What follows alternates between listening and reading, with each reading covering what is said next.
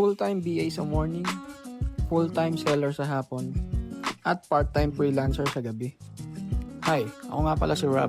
At sa video na ito, isi-share ko yung experience ko on how I started my VA and freelancing career. First step is knowing yourself. Meaning, ilista mo lahat kung ano ba yung mga kaya mong gawin. Saan ka ba magaling? Ano ba yung mga working experience mo?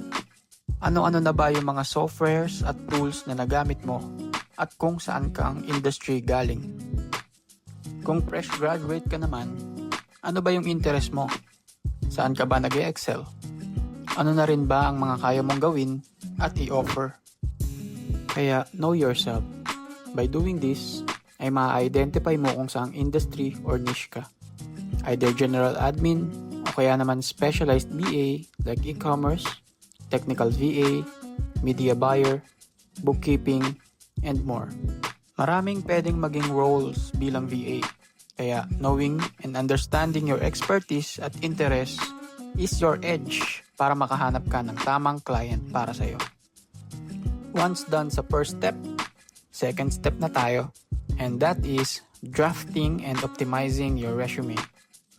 So hit that follow button, comment or share. Kita-kits tayo sa next video.